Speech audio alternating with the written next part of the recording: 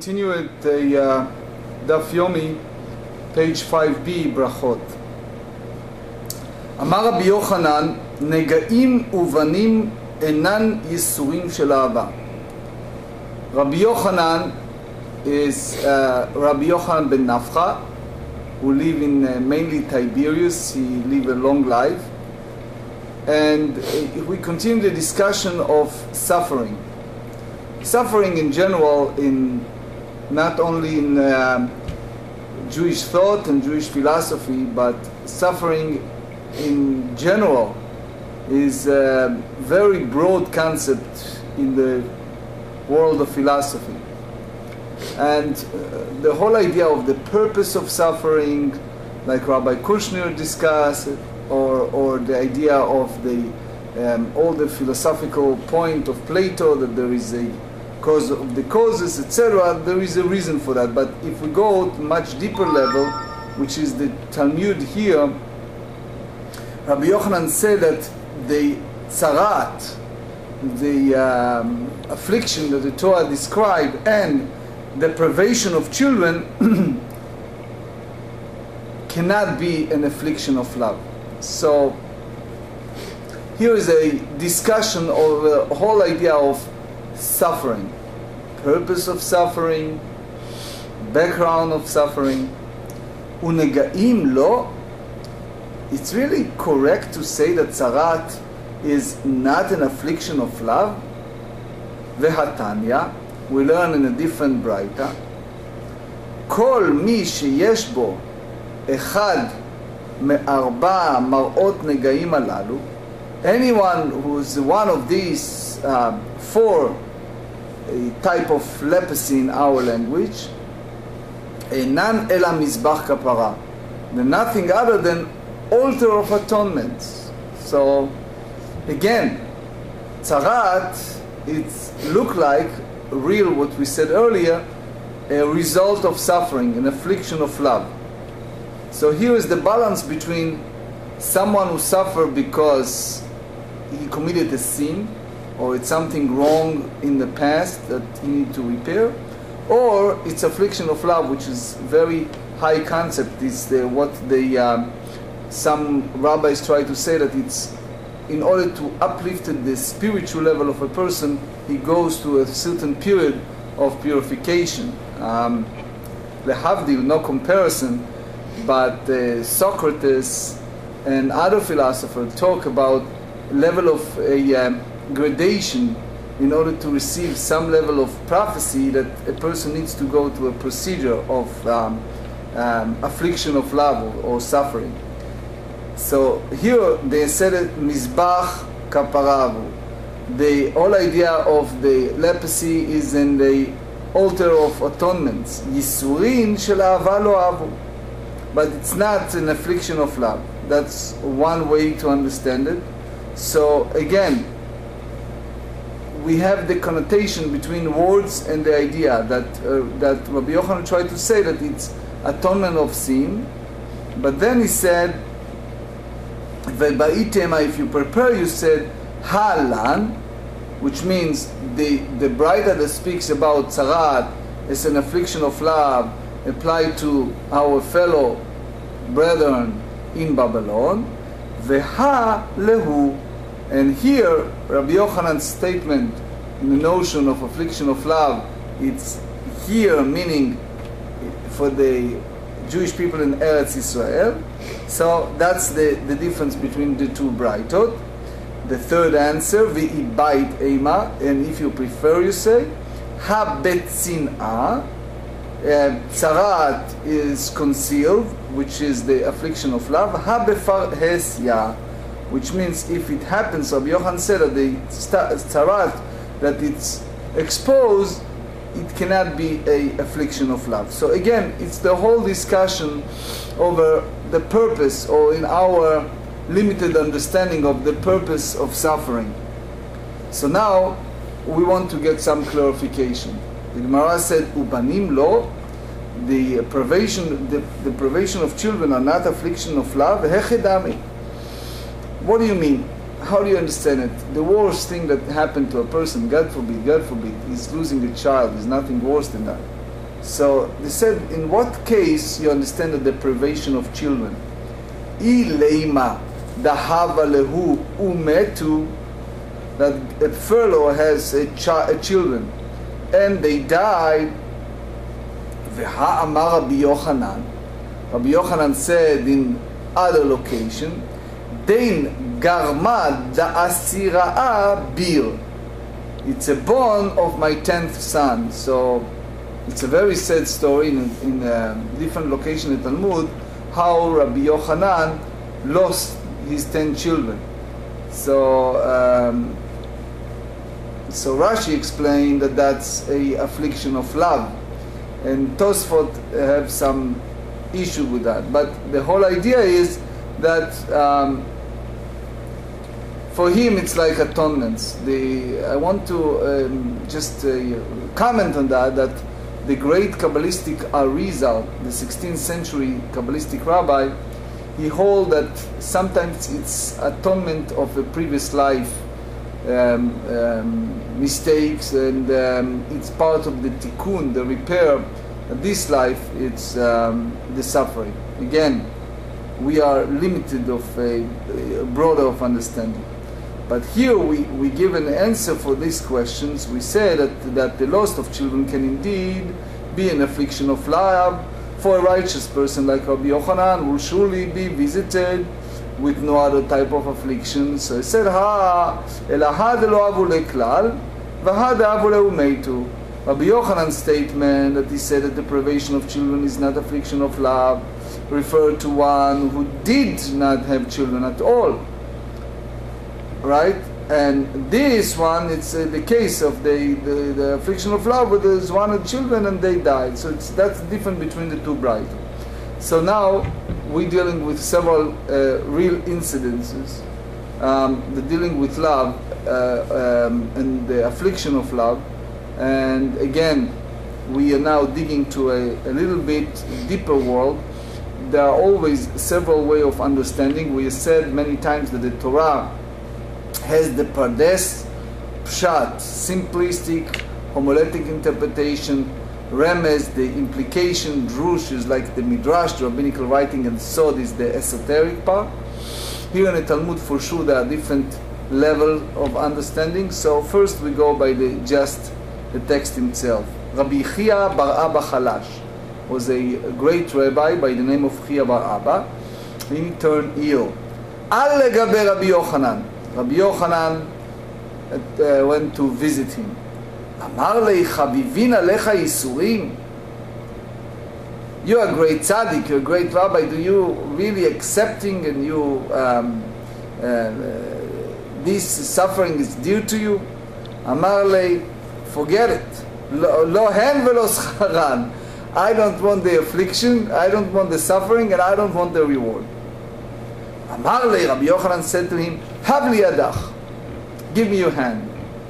Yahev li yadei ve'okmi. So Rabbi Chia bar Abba gave him his hand, and Rabbi Yochanan lifted him up and revived him again. It's a different level of understanding. In a simplistic way, he was like a healer, helping. According to the Rabbi Chaim Vital and the Rekenati, the great 16th century Kabbalistic rabbi, they're dealing here with the letters Yud Lamed Yud, Yahiv Le Yadei, which is the name of God and is one of the sacred name of God, and it's like transmission of abundance that remove a sickness. In other words, using a certain formulation of name of God to heal a person. Again, we're not entering that domain, but we're just mentioning that the Yud Lamed Yud, it's application of using certain ways. Like we read about the Maharal the other day, that he created the golem as a helper and healer for the Jewish community. It also happened by the giant, great Kabbalistic rabbi in order to heal people. So in that sense, we can comprehend the subject better. Similar incident, Rabbi Yochanan Chalash, you can say it in different way, that Rabbi Yochanan was ill. Al legabe Rabbi Chanina, Amar le chavivin alecha yisurim. Rabbi Chanina went to visit Rabbi Yochanan and says, this illness is dear to you. אמר לי, לא אין ולא שכרן. He said the same manner. I don't want the suffering and I don't want the reward for suffering. אמר לי, יהב לי ידך, give me your hand, the same. יהב לי ידי ועוקמי. Rabbi Yochanan gave him his hand and Rabbi Chanina revived him. So now the Gemarah asks a question, why the great giant man like Rabbi Yochanan needs Rabbi Chanina to help him? So they said, Lokim le Rabbi Yochanan nafshi, if he was a person that was able to heal someone else, so why need another great sage to heal him? So they said, a very important concept that we should learn, apply to many other avenues. They said, Amrei, they explain, Ein chavush metir atzmo mi beit ha'asurim. A captive cannot release himself from prison. Meaning a person's need help for someone else. Like the shoemaker walk without shoes. And the person who's making is capable to help others, he himself cannot help himself by himself. It's like, it's just a small example we read in the Torah, in the book of Berachot, in Genesis, about these great ministers of Sarah Mashkim, Sarah Ofim, all these great powerful ministers. So as long as they are ministers, they can help people. The minute they end up in jail, so now they cannot help people. So in a sense, there are certain ability to do, and sometimes heaven granted to help others, but not for himself. Another incident regarding suffering, Rabbi Elazar Chalash. Rabbi Elazar was ill. Al legabe Rabbi Yochanan. Rabbi Yochanan went and visited him. Chaza dahava kaganei bevayit afer. Rabbi Elazar was very poor, and he was in a dark room. Gal ele darev v'nafal nahora. Again, you can take it in many ways. You go to Rashi. Rashi quotes the Gemarah in Bava Metzia that said that the skin of Rabbi Yochanan was radiant. Some they said that he has the beauty and the special aura of spirituality that reflect the time of Beit HaMikdash when it was in existence. So certain people have the abundance of not only prophetic ability but a healing ability. So he has this type of beauty and power. So he basically, in a simple way, he just exposed his arm and light fell in the room. Meaning he brought special light to the room. A man living in a very dark house, and he realized that Rabbi Elazar was crying. He said, why are you crying? Maybe you're considering, some sages always consider that they don't accumulate enough, much knowledge of the Torah that they wish to. So maybe you worry that you don't accumulate study of Torah the way that you wanted. Shaninu, but we learned, and we learned last week about Moshe Rabbeinu. Remember that we talked about Moshe Rabbeinu, that he wants to do more. So here they said, Echad amarbe ve'echad amamit, both one who gives much and one who gives little. So in a sense, they're equally pleasing to God, as long as a person tries to do his best. We are all created limited. So we try to do what we can do, and we cannot overextend ourselves. That's the way we do it. And don't yearn for something that it's more than your ability. So basically,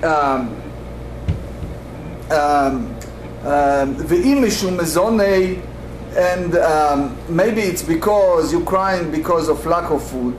Maybe you have a very hard financial situation, and that's the reason that you cry. So it said, "Lo kol adam zoche leshtei shulchanot." So again, the process is as follows. The first point is, maybe you're thinking that you don't study enough Torah, so you do what you can in your certain ability, as long as you direct your heart to heaven. If you worry that you crying because you are very indigent, you're very poor, not everyone merits to have two shulchanot meaning two tables. One is the ability to be a Torah scholar, and the other one is the capability of being a well-to-do person financially. Ve'im mishum bnei, and if it's because he was the person that lost his children, you're crying because your children will die, then garma da'asira'a bir. This is the bone of the 10th son that I lost. So that it means that he was, Tosefta here explained that there's a certain situation that some person loses. As we said earlier, is that Rabbi Yochanan lost 10 children. Amarle, you know why I'm crying? Rabbi Lazar said to Rabbi Yochanan, Lehai shufra devale be'avra kabachina. That's deep. He said, you are beautiful, Rabbi Yochanan. You have such a light and aura around yourselves that you're bringing light to this dark home. There's no electricity, no light in our language.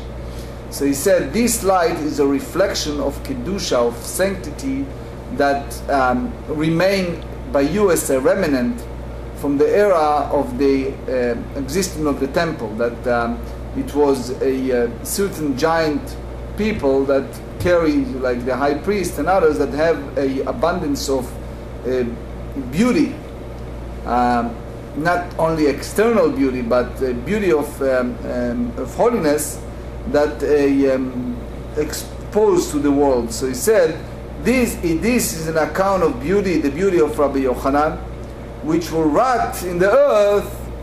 I'm crying, which means I know that one day you're not mortal, and one day you're going to pass away, and therefore all this beauty of the body will be just dust and ashes. Amarle Alda, Rabbi Yochanan responded to him and said, for this, Vadai kabachit. Sure, you have a reason to cry. If you see external beauty and then you know that soon or later it's going to be buried, it's a reason to cry. So as a result, Bachut Ravayu. So both of them cry. Adehachi vehachi amarli. In the meantime, Rabbi Yochanan asked him, Nu, chavivin alecha yisurim. These afflictions are dear to you.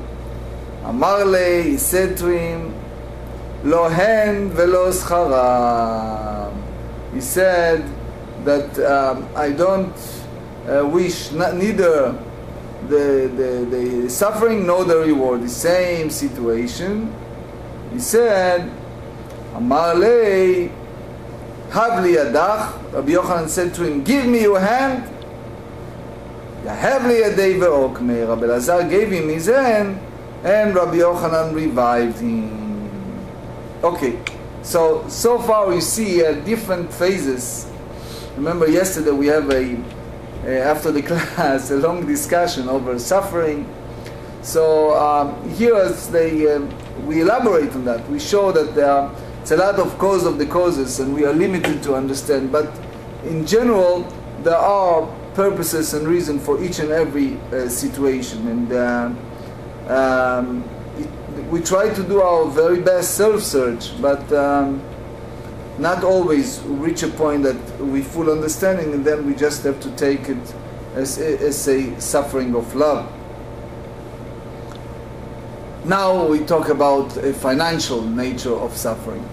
Rav Huna Tkifulei Arba Me'at Danei Dechamra. Again, under the title of suffering, here is a great rabbi that all of a sudden he has a barrel of wine, and can you imagine a person how long it takes him to prepare 400 barrel of wines? That was his key source of income.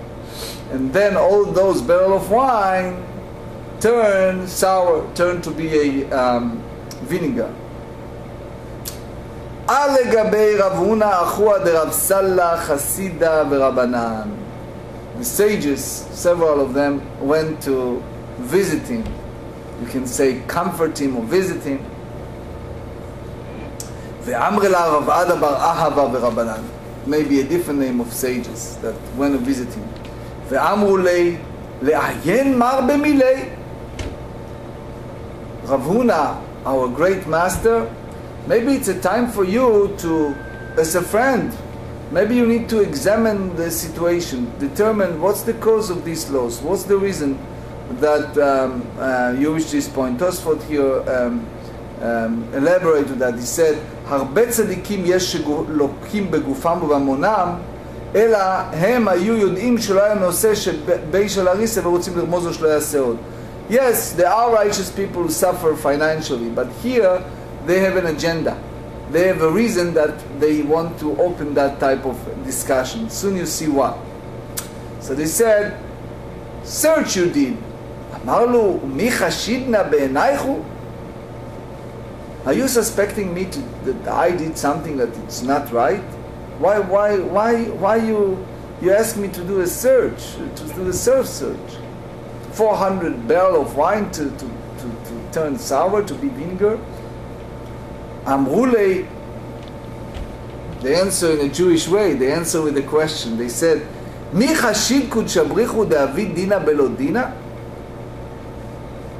The Almighty God, are you suspecting him to pass the judgment against you for no reason? That it's a suspect of punishing without justice? So the Rashba explains that they did not propose the whole idea of Yisurim shel Ahava, that that's basically a affliction of love, because they have some background. They knew that he did something that it wasn't right. Amar lehu, so he said to them, I kaman shdishmiya alay milta leima. You guys have something in your mind, and I realize that. So okay, anyone here who heard something regarding my behavior that I should rectify, please speak up.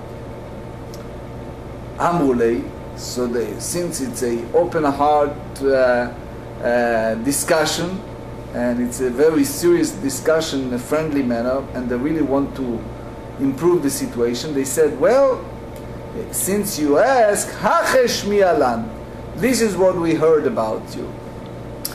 Delo yahiv mar shabisha la'arisei. You have people that working for you. You have a 400 barrel of wines, and there are people who are like a sharecropper, people who involve as a you employee. So we heard that you didn't give branches the way that you agreed with one of your employees. Amar lo, mi kashavik lemide minei, haka ganib leikule. What do you think? Why I'm doing that? You know what is this guy? This guy that told you all these things, he's a thief. He took from me, stolen from me a lot of stuff over the time. So do you expect me to give him like follow up what I told him to do? Imagine, I make an agreement with someone to get a salary, and I said, for example, for a certain sales you make, I'll give you an extra amount in our language, extra dollars. Then I realized the guy is not really honest, and you know, whenever I turn around, he put the amount of money in a cashier in our language, and he put it in his pocket. So in those days, he took the branches and he used it, and he thought I'm not aware of that. So why do you expect me to keep my word and to give him all these extra raises and extra perquisite? Why need to bother with that, since he is stealing from me? Rabbeinu Sadia Gaon says, just in general, he said, and that's what we said here, Amrulei, Hainu de Amre Inshei, and I'm going by the way that Rabbeinu Sadia Gaon explained it, this is what the popular saying, Batar ganava gno v'ta'ama ta'im. Steal from the thief and feel the taste of stealing. So, to steal from a thief, it's regarded as a stealing. So since it's regarded as a stealing, so even Rav Huna harbored a legitimate claim against the sharp copper, he was nevertheless not entitled to withhold from him his due share to his branches. So one way to understand is this. Since we said that what happened here, that the guy wasn't truthful with him, again, let's understand it. This fellow owns a barrel of wines, and he all of a sudden lost 400 barrels of wines, turned to be a vinegar, and he's now in a state of agony. The rabbi is visiting him and tried to do a self-search, and they said, you didn't, one of your employee, you didn't pay him, in a sense not cash, but you're supposed to give branches to your sharecropper. And so responder Rav Huna said, this guy, I know that he's stealing from me. So even I promise him to give him an extra perk, but since he's not truthful with me, so why should I bother to keep my word and give him an extra? So here Rabbeinu Saligon said, the one who's stealing from a thief, even that it may be interpreted it's not as a sin, but he had the taste of stealing. So then he gets used to certain pattern of behavior. Amar lehu, so he said to them, Kabilna alai diahivna lei. So when Rav Huna heard that, he said, guess what? Since I hear that, and again, the scenario is that Rav Huna promised that employee to give him a certain perk, to give him a certain branches of the grapes, and that employee complained to other rabbis that didn't get it. Now Rav Huna lost. He had 400 barrels of wines that turned sour. The rabbi said, "You promised that employee." He explained to them the reason he didn't pay him because that employee is stealing from him. The rabbi said, that's not an excuse for not keeping your words. So upon hearing this word of admonition, Rabbi Huna said, I accepting upon myself to give him the share of the remaining branches. So in a sense, he is like accepting the idea that his punishment matches crime, because according to the rules that the measure for measure, since he is wrongly withheld vine branches from his sharecropper, he too was deprived of a product of a vine and lost 400 barrels of wine. That's the Rif interpretation. So since he accepted upon himself to give him, so there are two versions what happened. One said, Ika de amre hadar chala v'hava chamra. Some say that upon this miracle occurred and the vinegar reverted to wine, so he gets his money back in our language. Ve'ika de amre is another version the rabbi said, Iyakar chala ve'izdaban bidmeir de chamra. That all of a sudden miracle happened and the market changed and the price of the vinegar rose and the vinegar sold at the price of the wine. So again, it shows us that this measure from measure. Let's just finish the sugya, finish the page. Tanya, taught in the Braita. Abba Binyamin Omer, al shne dvarim hayiti mitztaer kol yamav. Binyamin said, all my day I took pain over these two matters. One, al tfilati shtei lifnei mitati. I took pain over my prayer to ensure that it will be recited before my bed. ועל מיטתי שתהיה נתונה בין צפון לדרום. The Kabbalistic rabbi explained that there's a reason why I took pain over my bed to ensure that it will be placed with a length running from north to south. And now they try to explain it. על תפילתי שתהיה לפני מיטתי. Why I want my prayer to be recited before my bed. מה לפני מיטתי? It's not before my physical bed. אלא מה לפני מיטתי ממש. If you tell me that it's before my bed, ואמר רב הונא הרב, ויתאמר רבי יהושע בן לוי דרבי said, מניין למתפלל שלא יהיה דבר חוצץ בינו לבין הקיר, that the person who pray should not have anything separate between him and the wall, שנאמר, it said about king חזקיהו, ויסב חזקיהו פניו אל הקיר ויתפלל, חזקיהו turn his face to the wall and pray. לא תמה לפני מידתי, not say that אבא בנימין literally mean before my bed, אלא אימה סמוך למידתי, which means close to the time that he arose from his bed. ועל מידתי שתהיה נתונה בין צפון לדרום. The reason I need the took pain over my bed to ensure that it will place from north to south. דאמר רבי חמא ברבי חנינא אמר רבי יצחק רבי said, כל הנותן מידתו בפני צפון לדרום אבל לבני זכרים. One who placed bed before the north to south, again it's a little esoteric, will have a male children. שנאמר, bring a pasuk, again we need to elaborate on that, but in general is a pasuk that said, וצפונך תמלא בטנם יסבעו בנים. This is a sentence in Psalm 17 that said, and you will conceal treasure and you will fill their belly with מינוי son. רב נחמן בר יצחק אמר, אף אין אשתו מפלת נפלים, in the reward for placing one bed along the north-south line. They said that the wife should not have a miscarriage. כתיבך וצפונך תמלא בטנם, וכתיבתם וימלאו למלדת ונתונים בבטנה. So we learn from which we call hekesh. We said many times that in Torah we have a principle that you have one word and you cut and paste another word and you match them together. It's called hekesh. So because in both places have the same meaning, we say that that's applied to a person that his wife will not miscarry. Finishing the page, Tanya Abba Binyamin Omer. So now the writer record the opinion of Abba Binyamin, since we mentioned other ideas from him. שניים שנכנסו להתפלל, two people entered the synagogue, וקדם אחד מהם להתפלל ולא המתין את חברו ויצא. And one of them finished praying first and did not wait for his fellow to finish, but left the synagogue leaving the other alone. תורפין תפילתו בפניו. So again, we need to understand, in general, many rabbis hold that that's applied if you have a quorum of minyan and someone just walk out and people are stuck.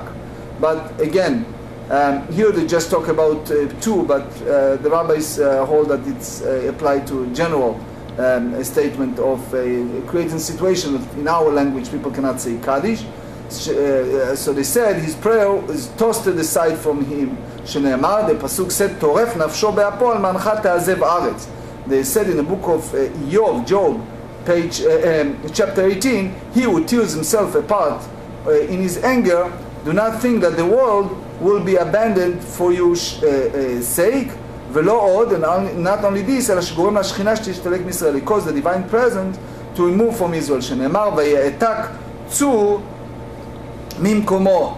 So that's continuing of that statement from the book of Job, that they said the rock will be dislodged from his place. And Tzur is a word for the rock, for El HaKadosh Baruch Hu, for God. שנאמר צור ילדיך תשע, they said the book of Deuteronomy used the word tzur, that you ignore the rock who gave birth to you. So it means that if a person walk out and other people get stuck without ability to say Kaddish Kedusha, basically he created anger of the Holy One, and then the complete v'inimtin ma scharo, and the via positiva, and if he did wait for him, even he need to rush out, what is his reward? So the completion is said, Amar Rabbi Yosef Rabbi Chanina, zoche לברכות הללו, to give a list of blessings that the person receive if he wait for his fellow to complete his prayer.